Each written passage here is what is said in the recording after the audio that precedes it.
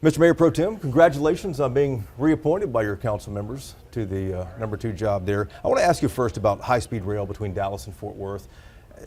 We already have the Trinity Rail Express, a TRE line that's a 45 or 50-minute ride over there. It takes 40 minutes to drive by car. Do we really need high-speed rail between these two cities? Well, first, let me pause for a second. We talk about high-speed rail. It came up when we talking about Houston to Dallas. So first, I want to get a record straight. We're not talking about high-speed rail from Houston to Dallas. I think that's a natural.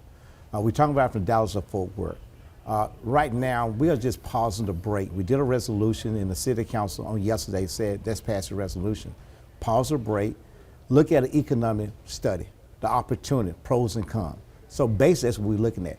What is best for Dallas, not for Fort Worth, not for Arlington. What is best for Dallas, what is best for that taxpayer, and what is best for the development in Dallas. Why do we need another mode of transportation to go back and forth when there's already the TRE, when there's already Interstate 30? Well, that might be a question for Michael Morris. That's a Michael Morris question.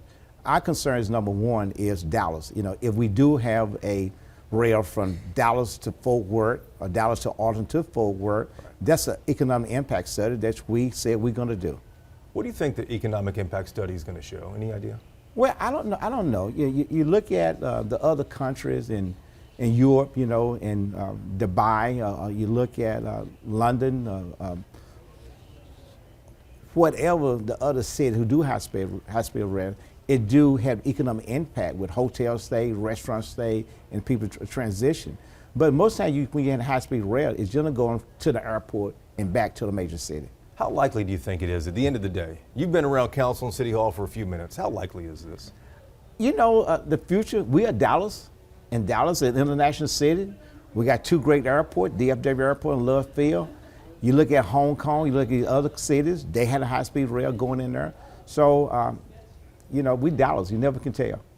You don't want to commit to it? I ain't gonna commit to it because we're doing a study right now and say what is alignment, what is best, One of the things that I've heard people talk about is whether high-speed rail between Dallas and Fort Worth might benefit the other cities and let people commute into Dallas as opposed to living here and helping our tax base here. Are you concerned at all that high-speed rail would just help out that more often, help out other cities? Well, my concern is number one, Dallas first, the taxpayers and the development.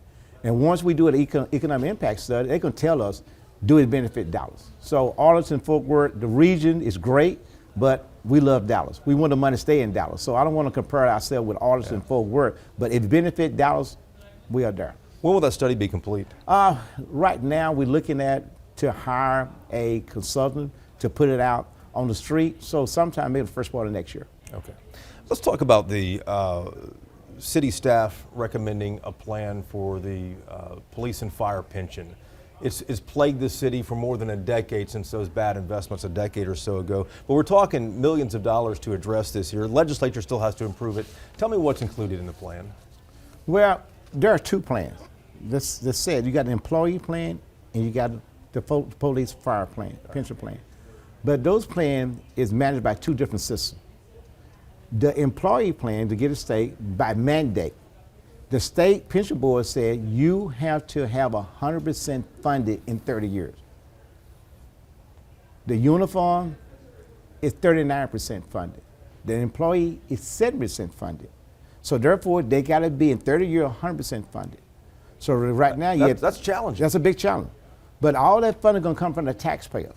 So if you're going to reduce your property tax or your general fund, it's going to cost the taxpayer. Now the funds that we look at for the police and fire, by state law, House Bill 3158, it said we do not have to get a cost of living to that fund because they are not at 7%. Once they get 7%, then we can give them a cost of living. So the big debate right now, those retirees, you got 5,000 retirees, have not had a cost of living since 2017 when the state put that there. Just imagine that you are a retiree in 2017, that you have $1 million in there. That $1 million spread over a 30-year amortization. Now, you can get that every month, a check the same month, but you can't draw your money out. The cost of living's increased but cost a lot since 2017. A lot, but you still based on state law. How much do you expect this to cost local taxpayers here in Dallas? And what plan? Depending on what plan. Either plan here. I mean, at the end of the day, taxpayers are going to be footing this, right? That is correct. So the point is, if you do a 1% COLA, a cost of living based on the consumer index, based on a positive return on the dollar, let's say 1%. Yeah. And that 1% would cost you over 30 years, $133 million.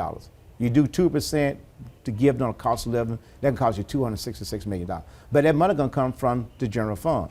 Right now, we are $38 million short in the general fund. And if you put 1% on there, it's gonna cost you another $13 million a year. Next year, it's gonna be 15, next year go up, and that's how you pay for it. But then too, the city manager and we as a policymaker got to decide, do we wanna cut library hours, rec center hours, don't fix the street, those things.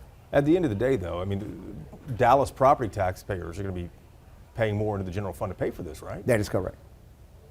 What do you tell your constituents on this? What have you told them? Have they expressed concern?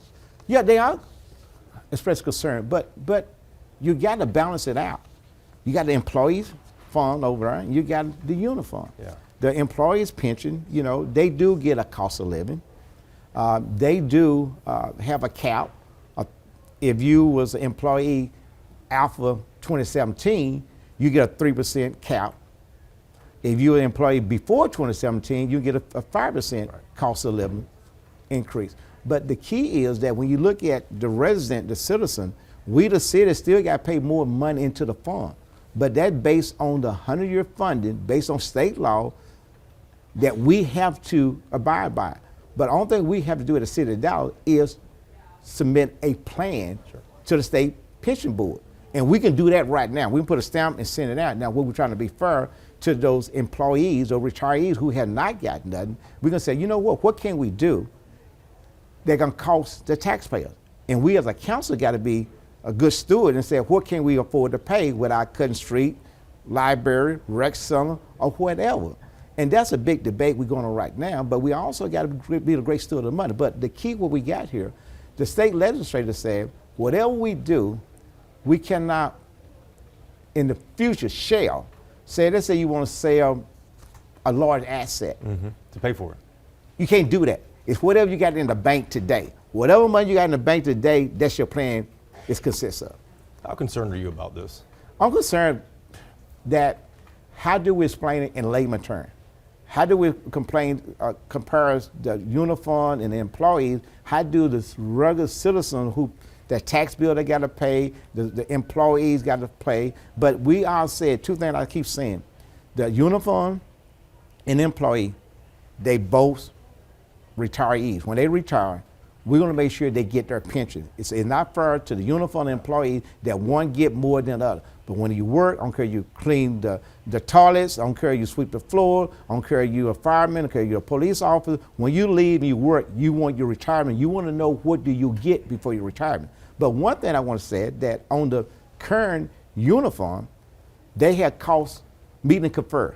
The meet and confer is something we agree every 3 years. And they're going to have a 7.23 increase in pay according to the index. At the end of the day, do you think it's going to be difficult to explain this to taxpayers, why they should sign off on this? Because at the end of the day, you and I and everybody else who lives in the city of Dallas is going to have to pay for this. That's correct. It's going to be difficult. Public safety is number one, but also employees is number one too. But and this is a recruiting measure as well. It's a recruiting measure, but again, you know, you got to meet and confer to offset there. If you're a retiree who returned, right now, I retire, you're not getting a cost of living, but you're working here, you'll get a 7.23% increase. But the point is, we the citizens, we got to pay the bill. So we had to explain that to who? The resident citizen. Do you want us to pay this bill? But also, you got to go to the voters and say, do you want to do this?